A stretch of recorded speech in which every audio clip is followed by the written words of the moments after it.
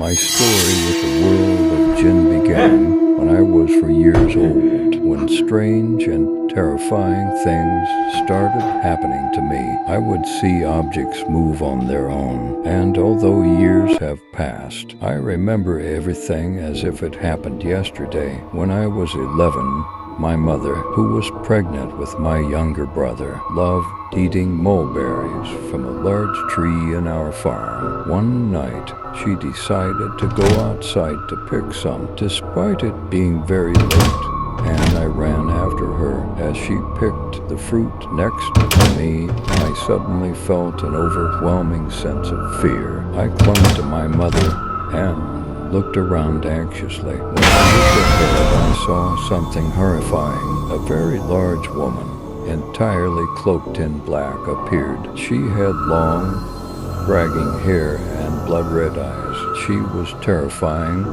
moving toward us as if she was flying. I screamed in terror, unable to explain what I was seeing to my mother. All I could do was beg her to take us inside quickly. My mother tried to calm me, but I was hysterical. Then the terrifying woman was right in front of me.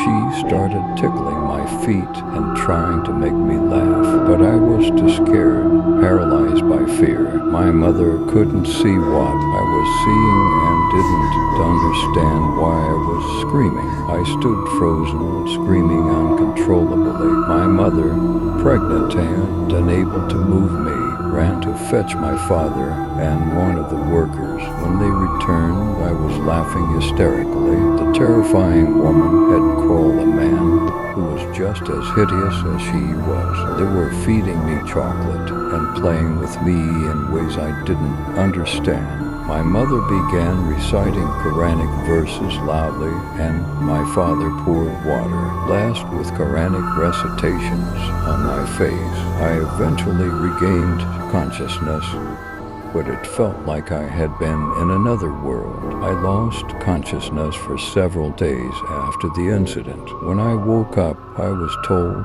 that a religious healer had been brought to help me. I could still vividly remember the ugly woman and the man who claimed he had married me. I recalled seeing flames surrounding me, and I couldn't escape them. When I told my story to my parents and the sheik continued performing healing prayers, and they advised me to avoid wearing or being around anything red. Since then, I haven't seen the woman or the man again in real life, but I occasionally see him in my dreams. In these dreams, he tells me from a distance that I am still his wife, but his voice is faint and unclear, as if he is trapped somewhere. Even though I don't fully understand what happened or if I truly married that jinn, I have remained committed to my prayers and reading the Quran. I also continue to see a healer every lunar month for spiritual protection by the grace of God.